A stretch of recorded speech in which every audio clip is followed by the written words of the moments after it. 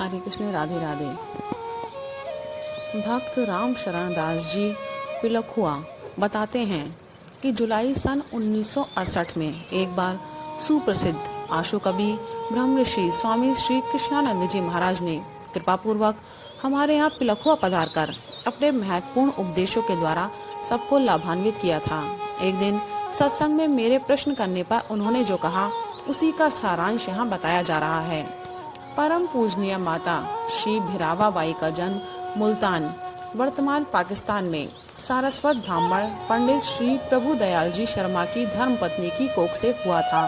समय अनुसार आपका शुभ विवाह पंडित श्री हर नारायण झिंगर जी महाराज के साथ संपन्न हुआ। पंडित श्री हर नारायण जी महाराज अत्यंत सरल, सौम्य, सदाचारी, सात्विक विचारों से संपन्न सादा जीवन व्यतीत करने वाले थे। वे सरकारी नौकरी करते थे। श्री भीरावा बाई उनकी अत्यंत सदाचारणी, धर्मपरायणा, पतिव्रता पत्नी थी। भगवत कृपा से पति पत्नी दोनों ही साधन, भजन, व्रत, उपवास, तीर्थ यात्रा आदि बड़े प्रेम से साथ साथ किया करते थे। उसी समय पंजाब के प्रसिद्ध योगी राज पूज्यपाद श्री स्वामी सिया राम जी महाराज मुल्तान पधारे। आपके सत्संग में श्री भीरावा बाई भी अपने पति के साथ आने लगी। श्री स्वामी जी के सत्संग से ये दंपति बहुत प्रभावित हुए। इनकी प्रार्थना सुनकर श्री स्वामी जी ने पति पत्नी को योग की दीक्षा दी। पति पत्नी दोनों ब्रह्म मुहूर्त में उठते, स्नान आदि से निवृत्त होकर अपने इष्ट देव श्री कृष्ण की पूजा आराधना करते, फिर योग की साधना में लग जाते और समाधि का आनंद लूटते। पूजनीय श्री माता जी तो साधना में शरीर की तनिक भी चिंता नहीं करती थी। 5-5 दिन निराहार रह जाती। कई चांद्रायण व्रत किए और व्रत उपवास द्वारा शरीर को सूक्ष्म बनाने का उनका प्रयत्न चलता रहा। योग साधना के समय भी उनके इष्ट देव श्री कृष्ण का विग्रह सदा उनके साथ रहता। वे श्रद्धा भक्ति पूर्वक श्री विग्रह की पूजा आरती करती रहती। श्री कृष्ण कीर्तन में वे प्रायः प्रेम विभोर हो जाया करती। योग साधना तथा श्री कृष्ण आराधना के साथ साथ वे पति सेवा में भी चूक नहीं होने देती थी। पति की सेवा वे दत्तचित्त होकर करती। श्री माता जी का आहार सर्वथा सात्विक होता। लहसुन, प्याज आदि का वे स्पर्श भी नहीं करती थी। आचार एवं स्पर्श अस्पर्श का वे अत्यधिक ध्यान रखती थी। कुएं का जल अपने हाथ निकाल कर लाती, रसोई स्वयं बनाती और अपने इष्ट देव को भोग लगाकर पति को खिलाती। उसके अनंतर स्वयं प्रसाद ग्रहण करती। अपने जीवन में उन्होंने कभी नल का पानी स्पर्श नहीं किया। रेल की यात्रा में आप निर्जल उपवास कर लेती और यात्रा पूरी होने पर सचैल स्नान करती। अंग्रेजी औषधियाँ भी वे नहीं लेती थी। आपके सुपुत्र श्री कृष्णानंद जी कथा कीर्तन द्वारा सनातन धर्म का प्रचार करते थे। श्री माता जी आपसे कुछ नहीं लेती थी। आपके दूसरे सुपुत्र श्री चंद्रमणि जी रेलवे की नौकरी करते थे। आप नियमित रूप से गायत्री मंत्र का जप करते। जप किए बिना वे अन्न ग्रहण नहीं करते थे। रिश्वत को वे पाप समझते। उनके शुद्ध ईमान एवं श्रम की कमाई थी। इस कारण श्री माता जी उनसे अपने निर्वाह के लिए केवल 5 रुपए लेती।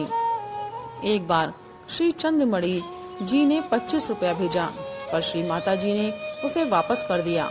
बोली, मुझे 5 रुपए मासिक में ही जीवन निर्वाह करना है।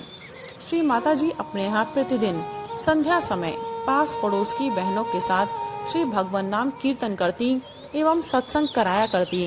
वे विधवा बहनों को त्याग एवं तप पूर्ण जीवन व्यतीत करने के लिए सदुपदेश एवं निरंतर सत प्रेरणा देती रहती। वे सत्संग में बहनों से कहती, जिन्हें यमदूतों एवं नारकीय यंत्रणाओं से बचना है और जिन्हें अपना लोक और परलोक सफल तथा सार्थक करना है, उन्हें श्री भगवान की भक्ति करनी चाहिए।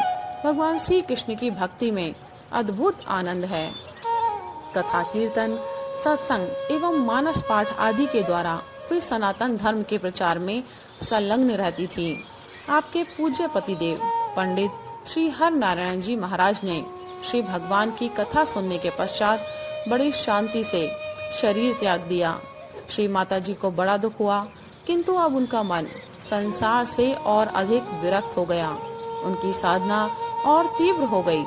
फलस्वरूप उन्हें अपने मृत्यु काल का ज्ञान हो गया और उन्होंने अपने शरीर त्याग का निश्चित काल सब पर प्रकट कर दिया। श्री माता जी के प्रेमियों और भक्तों को बड़ा क्लेश मालूम हुआ, किंतु विवशतः उन लोगों ने उनके सभी संबंधियों एवं प्रीति पात्रों को पत्र आदि के द्वारा सूचना दे दी। उक्त तिथि के दिन बड़ी भीड़ थी। श्री माता जी के पुत्र आदि सभी संबंधी और सत्संगी तथा सभी परिचित उनके परम धाम गमन का दृश्य देखने उपस्थित हो गए। गौ के पवित्र गोबर से धरती लिपी गई, दर्भासन बिछाया गया, सामने श्री कृष्ण का चित्रपट रखा गया। बाजे गाजे के साथ भगवान नाम कीर्तन प्रारंभ हुआ। दिन के 4 बजे माता जी को यह संसार छोड़ देना था। उन्होंने स्नान उपरांत शुद्ध वस्त्र धारण कर श्री कृष्ण की सविधि पूजा एवं प्रार्थना की। श्री गंगा जल, तुलसी एवं श्री भगवान का चरणामृत मुख में लेकर आसन पर बैठ गईं। प्राणायाम के द्वारा वे शरीर छोड़ने ही जा रही थी कि उनके भतीजे पंडित जुगल किशोर, जैतली के पुत्र वैदराज, पंडित श्री देवेंद्र शर्मा, षट शास्त्री भीड़ चीरते हुए श्री माता जी के चरणों में प्रणाम कर उनके सम्मुख हाथ जोड़कर खड़े हो गए। परम पूजनीय माँ, षट शास्त्री जी ने निवेदन किया, आप प्रेम भक्ति एवं वैराग्य की मूर्ति सनातन धर्म की प्रचारिका हैं, फिर ऐसा धर्म विरुद्ध आचरण क्यों? धर्म विरुद्ध आचरण कैसा बेटा? श्री माता जी ने शांति और प्रेम से पूछा। षट शास्त्री जी बोले, आप परम योगिनी होकर भी दक्षिणायन में शरीर त्याग कर रही हैं, यह शास्त्र सम्मत नहीं। आप उत्तरायण में परम धाम आगमन करें। श्री माता जी ने उत्तर दिया, तुम्हारी बात तो उचित है बेटा, पर अब मुझे जाने दो।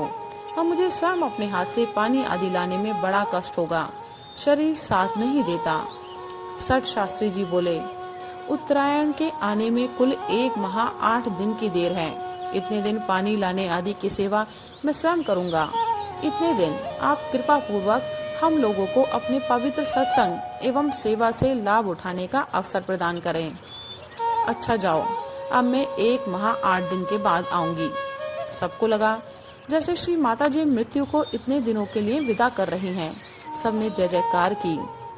ममता शून्य चित्त, भगवत प्रेम, गौ माता की सेवा एवं तपोबल से श्री माता जी ने आई हुई मृत्यु को वापस कर दिया, किंतु उनके कथन अनुसार उनका शरीर अधिक दुर्बल और अशक्त हो गया। उनकी सेवा में श्री देवेंद्र शर्मा, षट शास्त्री जी और पूज्य माता जी की बड़ी पुत्री कुशाबाई रहने लगी। कुएं से पानी लाने से लेकर सारा सेवा कार्य ये लोग करते। शरीर त्याग के 4-5 दिनों पूर्व समीप के गांव के एक सज्जन पधारे और श्री माता जी के पुत्र श्री कृष्णानंद जी से उसी दिन गौशाला के उत्सव पर भाषण देने के लिए निवेदन किया, जिस दिन श्री माता जी अपने भौतिक शरीर को छोड़ने वाली थी। श्री कृष्णानंद जी ने सर्वथा विवशता प्रकट की। वे सज्जन श्री माता जी के पास पहुँचे और बोले, माँ, उसी दिन जिस दिन आप सदा के लिए यहाँ से पधारने वाली हैं, गौशाला का उत्सव है। आपके पुत्र श्री कृष्णानंद जी के भाषण न करने से हजारों रुपए की होने वाली आय मारी जाएगी और गाय भूखों मरेंगी। श्री माता जी ने अपने पुत्र से कहा, बेटा, तुझे भाषण देने अवश्य जाना चाहिए। गौ माता भूखों मरेंगी तो बड़ा पाप होगा, तू मेरी चिंता न कर, अवश्य जाना। श्री माता जी की आज्ञा अनुसार श्री कृष्णानंद जी उक्त उत्सव में चले गए।